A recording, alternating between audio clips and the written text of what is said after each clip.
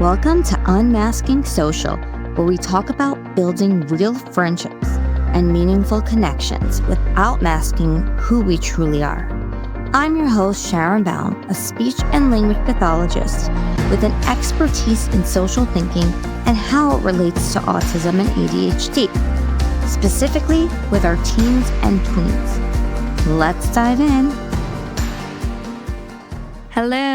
On today's episode, I am in the host seat as I have been in the guest seat for this individual, Laszlo Jajczay, who is a huge disability advocate who has gone through a disability himself and has come out on the other side as a podcast host of Friends of Wheels, a journalist. This is going to be an episode that empowers, that is authentic, that is raw, that can make everybody just feel a little bit of who Laszlo really is, but who we all are if we can really uplift one another. Thank you. Hello, everybody. Welcome back to Unmasking Social. I'm Sharon Baum, and today we have a special guest, Laszlo Jajczay. I always say it wrong, but I think I said it right. Yeah, you said it right this time. He's a journalist, a podcast host, and a disability advocate, and he's based in Seattle, where he grew up. He's a creator of Friends with Wheels, a podcast that I actually had the honor of being on some time back, talking about social pragmatics. He highlights stories from disabled artists, activists, and everyday change makers with a background in community journalism and a passion for inclusion. Laszlo uses storytelling as a journalist to challenge assumptions and foster and develop deeper connections across communities. So Laszlo, thank you so much for being here on Unmasking Social. Thanks so much. I really appreciate the work that you're doing and excited to be on the guest seat now. I'm so used to not being a guest, so this is my first time. Hey, I'm always happy for first-time guests. I'm like, I'm so honored that they want to be on my podcast. You're one of a few actually that I've had so far that are first-time guests, but I actually am in the host seat. So this is my first rodeo as a host for this podcast. I used to be in the guest seat, like with you. But I'm so curious if you can tell us a little bit about just your relationship with social communication growing up, whether it was through spoken language or other means. What social really meant to you? Well, social communication growing up meant to me like communicating with my parents and just kind of getting the social communication aspect out of it. So when I was very young, my parents taught me to speak Spanish. I come from a multicultural background where my mother's Colombian and my father's Hungarian. And my mother actually taught me Spanish growing up, and she would teach me little words and phrases. And so that's how I would really develop social communication. In terms of social communication more broadly, I kind of pretty much spoke on my own. I didn't use a device necessarily to communicate.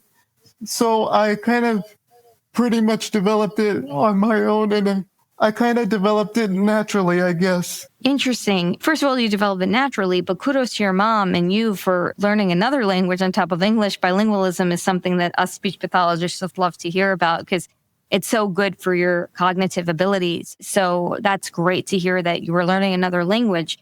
Now, sometimes it's hard enough to speak even one language. And with social communication, it's so hard. A lot of individuals listening are having trouble with communicating with others because they feel misunderstood. And the neurotypical expectations, I don't know if you could take us back to that time of what neurotypicals expected of you, but there are certain things that neurotypicals still expect of our teens and tweens and even our children in terms of what's normal or what's good communication. Is there anything that you remember that sticks out to you from your younger years of what was expected and how you feel now wasn't allowing you to be your true, authentic self? Well, when I was in high school, there were certainly some expectations. I'll give you an example. I remember I was doing a public speaking class in front of I think it was a history class. I don't remember, but I remember one kid in my classroom said, "Speak up, we don't hear you." Oftentimes, whenever I speak in public, I would enunciate so that people would hear me. And So you were accommodating them. Yeah, I was accommodating them, exactly. So it was kind of a challenge, for me in that aspect. But typically, neurotypical individuals are expected to speak clearly and understand clearly. Neurodivergent individuals aren't like that. Like they struggle to do that. And so it's really hard for them to sort of get that out and really sort of process that and get that out, I guess. So it really takes a toll for them, and just kind of learning it is important for neurodivergent people. Yeah, you mentioned the learning, right? The learning, and it's so hard to bring it out. And so many neurodivergent advocates on this podcast have said that they felt like they were masking or trying to fit in and trying to copy kind of what they were seeing. And then they were speaking in accordance with that. And now we live in a world where it's changed a little bit since I've started my work 14 years ago. However, it's still a world where it's very hard sometimes for autistic people to connect. And I know that you are an advocate for many individuals with disability. So autism is one of them. And you're very well versed in autism just from interviewing people and doing your podcast and all the other great things that you're doing. So with the autistic population, from your experience, do you find that there is maybe one or two things that you feel people just don't understand about this population when it comes to social? Because these kids are trying to be social. And one of the biggest things that I have found is that, especially when they're teens and tweens, they are trying to make a friend. And then what ends up happening is I have parents, for every time I'd be rich if I had a penny for every time a parent said, I just want my child to have a friend. And the thing is that they just don't necessarily know how to go about it. And then people kind of think, oh, they just don't want a friend. But really, they're just maybe not going about it in this neurotypical way. And that's making friendship harder. So have you observed any sort of misunderstandings with the autistic population in general that's caused them to kind of shut down sometimes? Well, sort of the misconceptions that I really see in people that, with terms of the communication aspect, is, oftentimes there are these biases in which people assume, oh, that person can't communicate, therefore he or she doesn't want to be social. So then there is sort of this bias and stigma that people have in their heads. But when in fact happens is there is some sort of disability or sort of impairment that's getting in the way of them doing that. So it really requires retraining or kind of getting them to sort of understand how to communicate in a way that best fits them. So what I was saying is people tend to have biases, like they sort of say, like, oh, this person cannot speak, therefore it's not social. What they don't understand is that they have a disability that really affects their ability to communicate.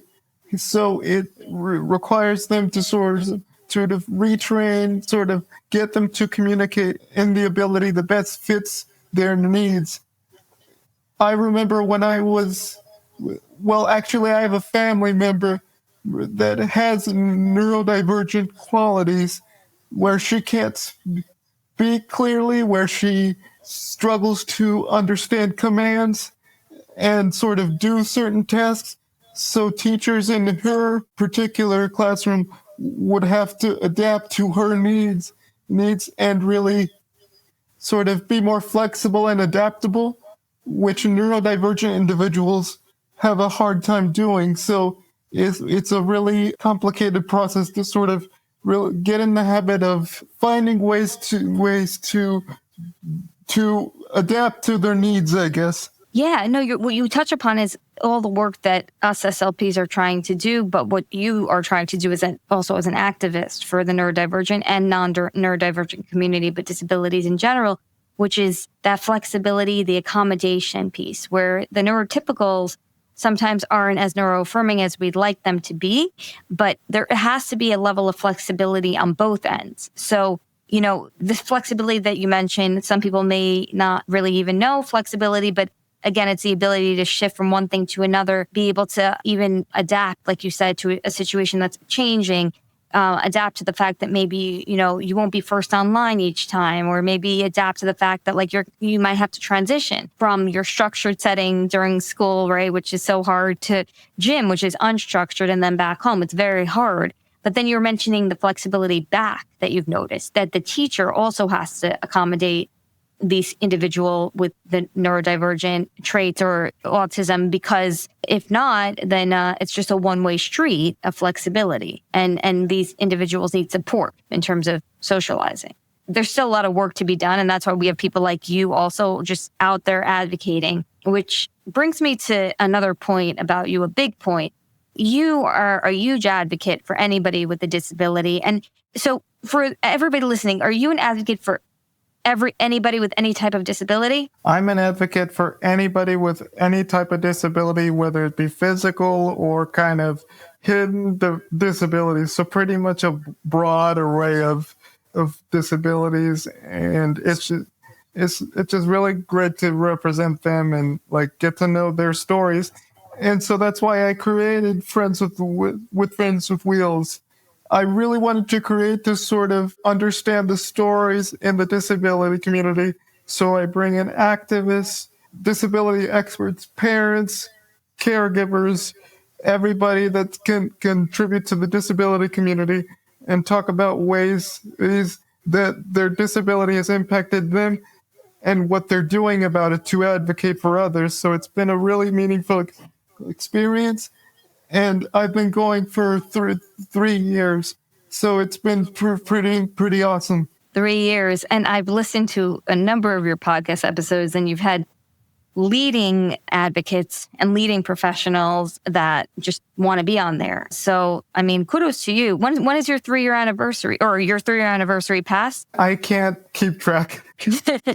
But that's great. But having a podcast is tough, and you're more advanced than me in the podcast world. 3 years, yeah, that sounds like a lot of work. A lot of good, meaningful work. Yeah, it is. Yeah, as you said, meaningful though. That's the thing. It is. And the name of your podcast is Friends with Wheels. Yes, and so, that's correct. And I know the image. I've seen the image of it. So was there an inspiration, to start the podcast? And was there an inspiration for Friends with Wheels? Yeah. I was actually talking to a friend a couple of years ago, and I said, I want to start a podcast around something, And so she told me, why don't you talk about a podcast that talks about your particular experiences? Once you find that theme, do it. And so she kind of propelled me to do this podcast. And then, like I said, I've had wonderful guests on.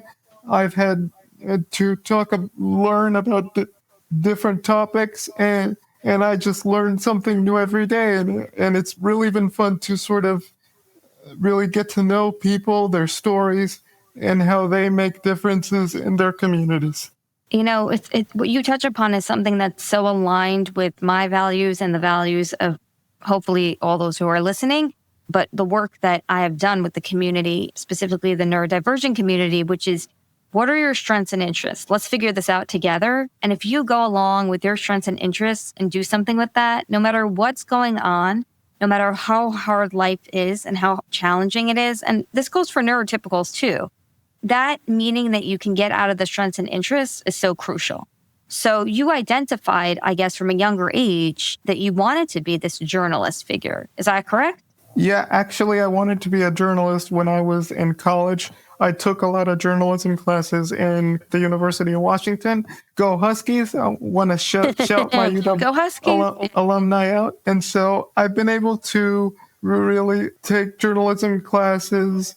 I would take beginner journalism classes to more advanced classes. None of them were easy. Some were challenging than others, but I got through them. So it was really fun to get to know fellow journalists, professors, academics in those fields. And so I learned a lot from them. And that is what got me to where I am today, where I am a good podcaster and producing content every day. Yeah. And actually, fun fact, I also wanted to be a journalist. I took a number of journalism classes. I was a journalism minor. And then I ended up majoring in psychology, and then the whole road ended. And, speech and language pathology, but I always loved writing. I just thought I wasn't good enough. We all have our insecurities. So I just said, I guess I'll just revisit it later. And so I have that common shared experience with you of that love of writing. There's something so freeing, I feel like, with getting your ideas out. Yeah, like writing is such a freeing experience. You can write whatever is on your mind with key attention to detail, with journalistic ethics and integrity, but it's just a really meaningful experience to sort of write your ideas as on paper and then or in an article and then just kind of go with your gut, I guess. Mm-hmm. And as a disability advocate, I've read some of your writings because you're not just a podcaster, you're also a writer. And you've written for the Seattle Times, for the South Seattle Emerald as well. And you went through college, you completed it with a journalism major. I have so many teens and tweens that go to college, and some of them have to come back because they feel so overstimulated or their executive functioning skills are so challenging for them. And there was no preparation in high school for this transition period. And this comes up over and over again. I'm curious to hear from you what that transition period was like and what needs to be done more so that individuals can transition to college and not go from having these supports in high school into, in some cases, having no support. Well, to be honest with you, I had that struggle myself where I had to transition from high school to college. It wasn't easy, but my experience was a bit rough at first because when you get to college, there's no one there to help you. You have to get it yourself. So it's on you to get the accommodations that you need and the things that work in your classes.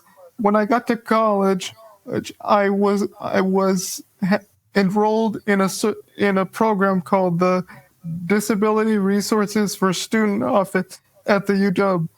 Basically, what it is you go to this portal, you select your classes and the types of accommodations you want, whether that is extra time, whether that is a screen reader, whether that is extra time on tests, that kind of thing. So that really helped me get through the college experience.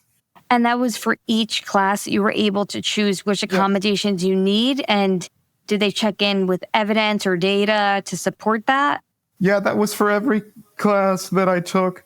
But I'm not sure about like checking in, like to see if the accommodations worked. But I would occasionally email them and they would say, hey, some accommodation is working, another one is not working. And so I would communicate with them one-on-one.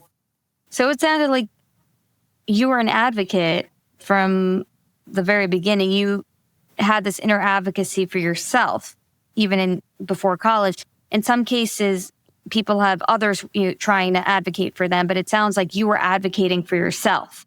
And you just had that in you, I guess. It was just part of your personality to speak up.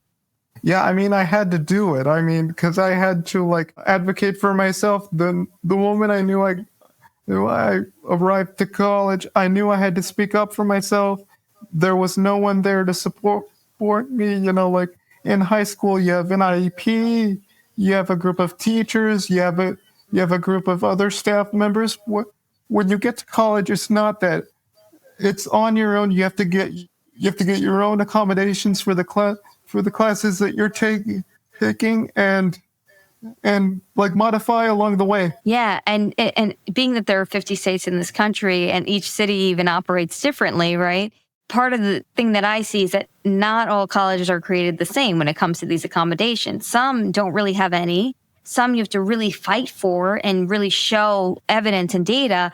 And others are a little bit more accommodating and make it easy. But the process can sometimes turn into a whole, almost like a full-time job for families. But good on you for doing it on your own. That must have been hard and anxiety provoking, but you did it. And you ended up getting a degree in journalism, which is fantastic and kind of lines up with your interests. Yeah, if I could ask, when it comes to like getting disability accommodations, how is it like in your state? Oh, in New York? Oh, so Yeah. you're so used to being the host. That's it. It's coming back on me. I knew it, Yeah, right? I'm turning the tables. Yeah. Exactly. I love that. So in New York, so it really depends where you go, because New York City, for example, is like its own kind of, it's an island of its own, right? And then you go to upstate, and then you go to Westchester, and then you go to Long Island. What I've noticed for the most part is that some schools just don't really have many accommodations. And then others have some. And then the commuter colleges, like the ones where you can just go to, but you're not actually traveling to be away from your family, and you can actually get there back and forth. I may stand corrected on this, but based on the individuals I've worked with, it seems like you have to push a little bit more through those hoops. And then the ones where you may be going away, like upstate New York, it also varies, because some of them don't even have a disabilities office in some cases. So I don't know if that's something in Seattle too, where it's just sometimes there's just no disability office. So kind of like a lack of funding. I mean, I don't really know where it comes from. I guess it's maybe how you allocate the funding, or what you maybe prioritize, or maybe the school isn't necessarily going to be supporting individuals with disability, which goes against certain ethical criteria. But at the same time, that's also like a reason why somebody wouldn't go to that college who needs accommodation. Because once you're thrust, as you know, into a situation, and you're going from supports, like in high school, in some cases, students are in a specialized class with specialized teachers who understand them a little bit better, hopefully. And then also, with services, whether it be speech and language therapy or occupational therapy, or both. And then you're thrust into a school with nothing, right? And this has happened before to individuals I know, where there's no accommodations.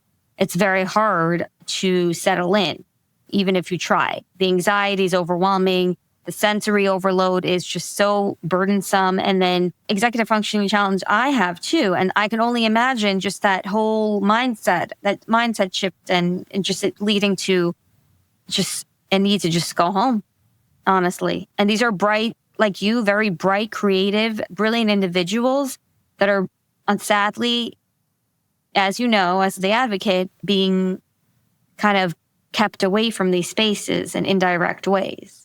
Mm-hmm. Yeah, it's like with the point that you said, like people with sensory overload, it can be hard for them to navigate the environment. Another aspect of the neurodivergent community that they often struggle with, really navigating their place in the world, and just figuring out how to fit in, and it can be really tough and challenging for them to really navigate this world. So it requires help and a lot of, I guess, advocacy for them, and also funding, because like with the school stuff, without funding, then there won't be enough services for people with disabilities. I mean, with this crazy world that we're living in, it's just so mind-boggling, I guess. Yeah, I have people on the podcast, and it's weird because on some level, I remember when I was younger, not to date myself, but I remember limited accommodations, and now I see that things have evolved, and now there are greater accommodations. It's almost like we went in such a good direction, and finally we were accommodating people that we did not accommodate before. The whole neurodiverse movement really was amplified. And then in the last few years, I started noticing a shift in a way where people were complaining for lack of supports. In my administrative role also, it's very hard to get supports in place sometimes. It almost feels like we're going backwards in time a little bit. I don't know if you feel the same way. And yeah, I kind of feel that we are going back in this some way, because, rights are being dismantled, and services are being taken away, and they're essential services. I mean, with Medicaid, it's an important lifeline for people with disabilities. It's their only mode of survival, and so without that, families are just lost. They don't know what to do, and yeah. Yeah, and healthcare in general, I know how expensive that is. And whenever you have any situation going on in your life, and it's an ongoing chronic thing, right? Then there comes in health insurance. But you've been very outspoken on how people can do better.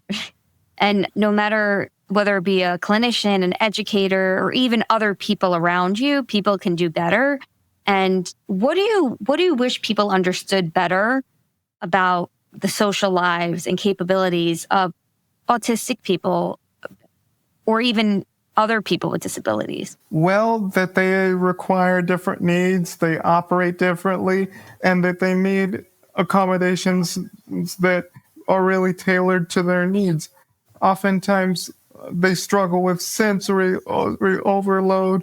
They might have a mobile disability. They might need a ramp. They might need a computer as an assistive device.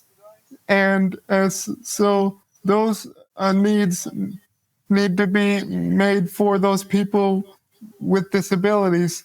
And so states in general should be given the consideration of really prioritizing the disability community, whether that's having disability folks on certain boards, the schools and everything like that, so that they feel represented.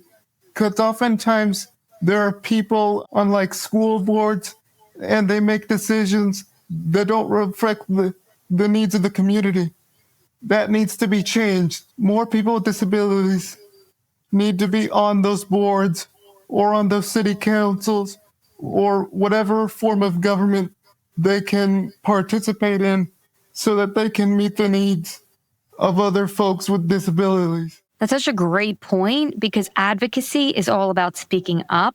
And then we take it to the next level of let's speak up when we're in government. Let's speak up on boards. Let's speak up so that people understand that this is not just a local challenge. This is a national challenge, because in my opinion, I have worked with so many diverse individuals with autism who are some of our most brilliant creative minds that have taught me so much about creativity, things that I do now. I know I was inspired to do this podcast by the individuals I've worked with. And one that I've worked with even set up my podcast studio. Breaking news. I never shared that on this podcast, but that's my point, is that we need these individuals, and giving them a voice more globally, I feel like key. I agree with you on that. It sounds like, based on what you're observing, is that they don't have enough of a voice on these boards. Right, exactly. There's sort of that key advocate for people with disabilities and that person with lived experience. And so, like, if we don't have that, those needs aren't addressed, the problems aren't solved. And so, if you need a problem to be solved, whether that is an accommodation in the classroom or a ramp needed for a person with a disability, you need to have folks in the community that sort of really represent the disability community, whether that's construction workers, teachers, social workers, counselors, anybody who's willing to advocate for the disability community and come up with comprehensive solutions that are meaningful, tangible, and can work for many, many years. I like that. So it's not just like, let's put a Band-Aid over the problem. Let's find meaningful, tangible, long-term solutions, right? Right. Long game, not something short-term that, we can say, okay, good, we did it, we're good. I actually had a fellow speech pathologist on the show. And of course, that's my language. I'm a speech pathologist. And the way the system sometimes is designed is we work with these individuals, in our cases, the speech pathologist and I, with these autistic individuals, and we're told, okay, see these kids for this X amount of minutes, and then, okay, goodbye, right? But unfortunately, life doesn't work like that, right? Long-term solutions require ongoing support so that the individual can grow and develop without, okay, they're just viewed as minutes. Let's see this person for, X amount of minutes. You reminded me of that. And I'm not sure how you feel about that too, in terms of services and how they're allocated, and maybe is there something more that can be done? I mean, there's always more that can be done, but for my autistic teens and tweens, we had a collaborative program with them, but but I'm just wondering if there's more that can be done in terms of how much time is spent on actually supporting them in the school setting. Well, more input, thought on actual meaningful legislation, particularly from states and localities that can really contribute to their communities and their constituents that actually care about them. And with like funds being pulled back from the federal level, it's just going to be hard for states to sort of implement services or like, because they need that funding, right? And so without that, they're just completely lost. So an input on the state and local level is what's really gonna push this, I think, forward if nothing is done on the federal level. I love that, because you also are open to the fact that, okay, maybe things won't work on the federal level, but that doesn't mean this is a closed door. You still are an optimistic person by nature, it sounds like, right? And so you're thinking outside of the box. Okay, so then let's work on this on a more local level. Let people be invited. I would love to be invited to speak about, what I'm thinking. They never invite me out, but but maybe that's a solution, is to get us all together in a room for people who actually live and breathe and work this, but then also people who experience it. Both of us, because both of us have a point of view that others don't, simply because they've just never walked in those shoes, right? Yeah, and exactly. I would also like to point one other thing.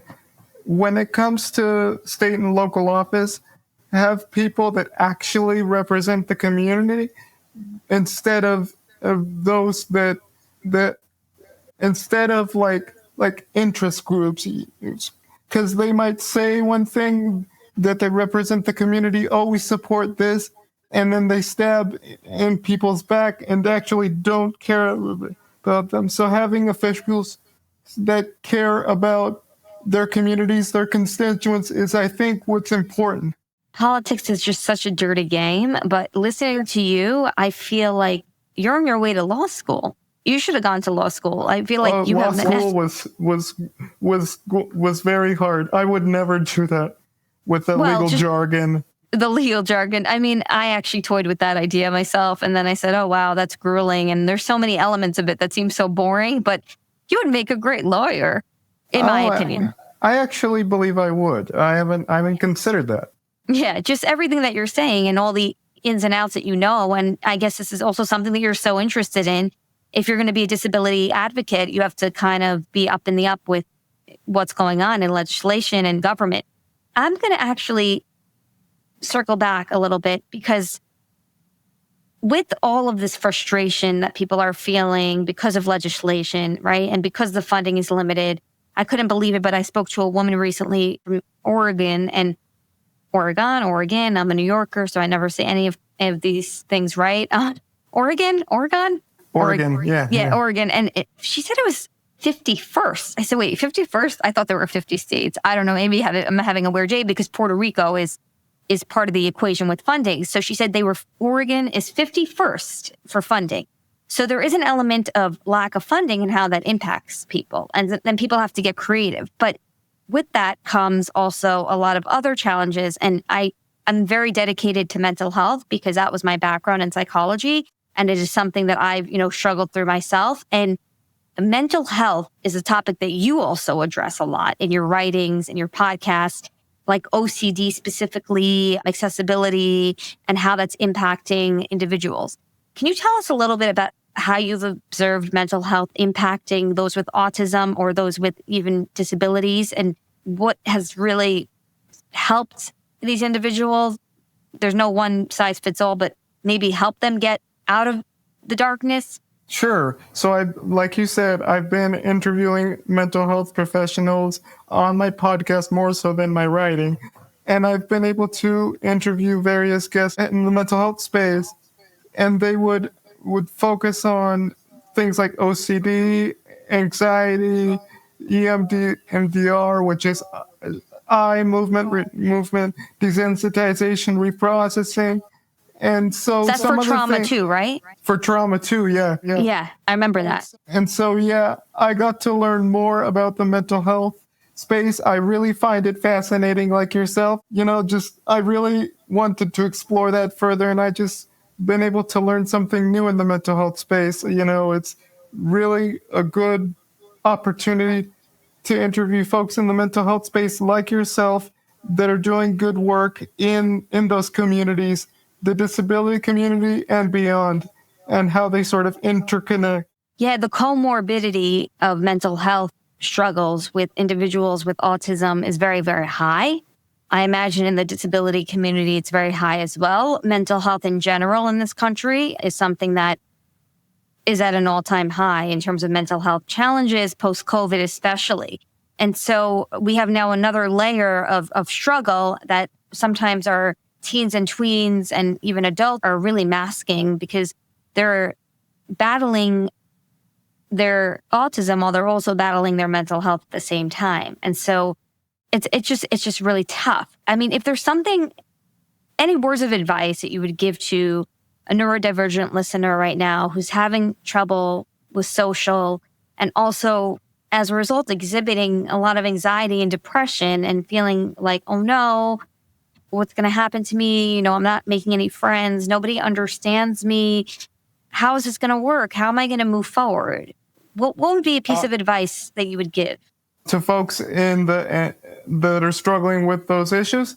Yeah, with autism and also, comorbid anxiety, depression, in some cases, really significant OCD. Yeah, I would just say that despite the struggles that you have, find your community. Find folks that have similar circumstances than you. There's different mental health services. It's like Alma Psychology and really dedicated professionals in the mental health space that can really help, really address issues that you may have. And, a lot of these people don't know where to go. Like, they're very lonely. They're very isolated and they just need people to talk to. So taking that step, reaching out to a mental health therapist is what's really going to help folks, with whatever issues they may have, so that they can sort of guide them into how they can navigate those struggles.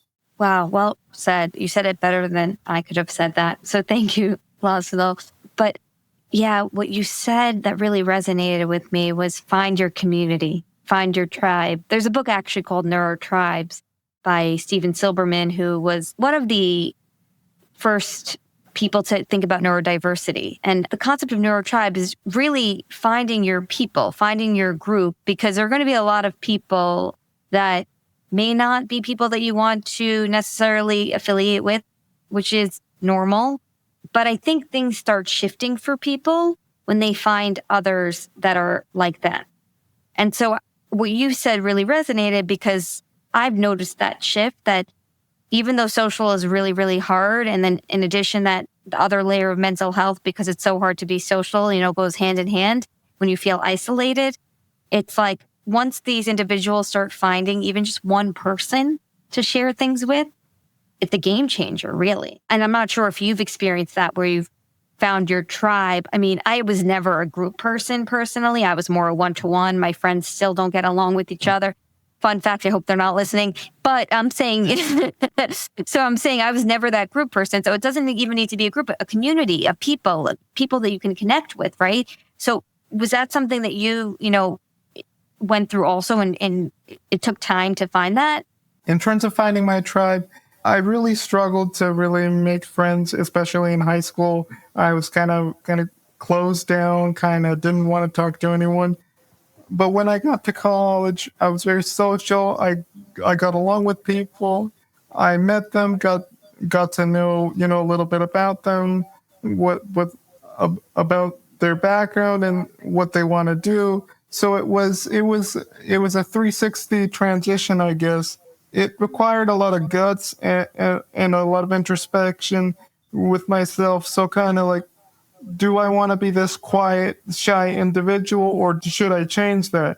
And I chose the latter, and I've been really confident in really talking to people and like really talking to friends, random strangers, anybody. So it was a meaningful transition, but it was a lot hard. It was really hard to sort of like foster that transition, I guess, because I had to look within myself to really become this more of the social person, I guess. So I'm really glad that I really flipped the switch in that. It's so fascinating that you said it was just like a 360 turn where you were in college and In high you school. had school. Oh, you were in high school and you had to make this choice, right? Of whether or not you were going to continue to be shy.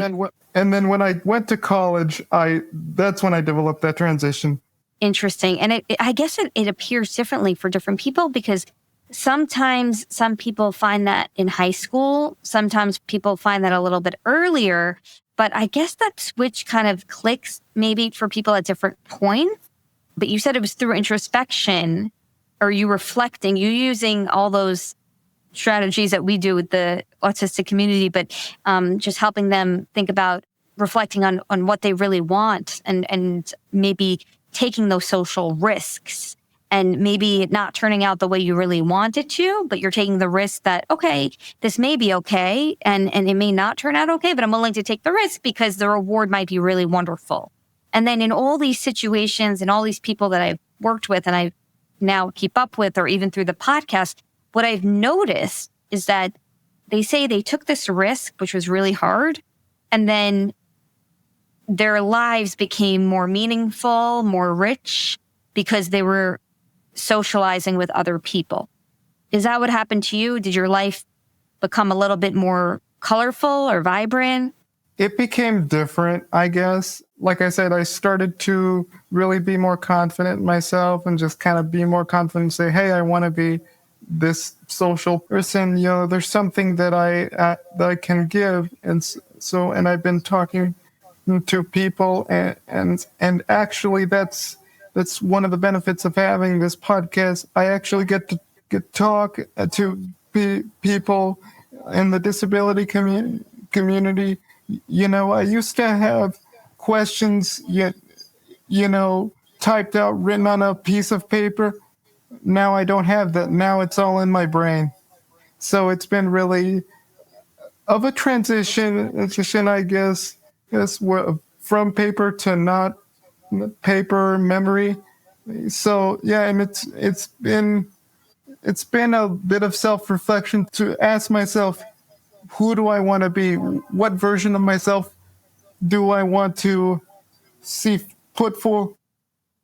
Yeah, that's so even just going from paper to just saying I'm going to keep it here, it's just then you can have a more organic, authentic conversation that's not scripted. It's unscripted, right? So it's also like kind of like the way we're doing it, right? I have questions, right, that I shared with you, but we veer off and we go into the, different things because scripted for me is just not as genuine. It's not as real and it just, feels a little bit more forced. But so it sounds like to me that it was a risk for you to become more social. You did become more social. And then you developed so many different types of friendships, whether it's through the podcast or through other people who are maybe in the disability community advocating like you in college. And or in college, where I meet friends and that kind of thing. Yeah. And so then you were able to make those connections and rise up to the occasion, even though it was super hard. And I'm sure at some point, anxiety provoking. We all getting social anxiety, by the way. Fun fact. Yeah, we all do. Anybody who says that they don't, they're lying. But yeah, so for all those listening, you're just a perfect example for anybody listening of strength, of resilience, of advocacy, of also gaining this confidence through introspections, through reflecting on, oh, wow, this seems to be working really well. Well, actually, this works better. And so I'm going to now do this differently. I'm going to now podcast differently. I'm going to now maybe show up differently to the disability community. And you're always reflecting. And I think we all, neurotypicals and neurodivergent individuals, can learn so much from this podcast because we all should be reflecting on ourselves. We all should be trying to envision what kind of person we want to be. Laszlo, I just want to thank you for being on the podcast today, for taking time out of your schedule. But I also want to give you this time to share with everybody where they can find you. Yeah, you guys can find the Friends with Wheels podcast on my YouTube channel or on Spotify podcasts or where you would get your podcasts. Okay, great. And that's your podcast, Friends with Wheels. And also check out Laszlo in the Seattle, I believe it's the Seattle Times. And I also, wrote one article for the Seattle Times. Right now I'm working for the Woodinville Weekly and have been writing articles ever since. Even though I don't live in Woodinville, I still write for them. I live in like North Seattle, so. Oh, interesting. I wish I could tell you that I know what you're talking about, but my geography is off and I'm a New York City girl, so I get confused. But yeah, so that's great. So also, if you want, also maybe follow Laszlo on his writing. His writing is really, really great. He's a great writer. I read a lot of his writing. But thank you so much for taking time out of your day to meet with me. This is going to be very empowering for all the neurodivergent listeners and their families and the professionals to think about how to stay social. Yeah, and I'd be happy to come back. Yes, I would love that. Thanks Thank so you. much for having me. Of course.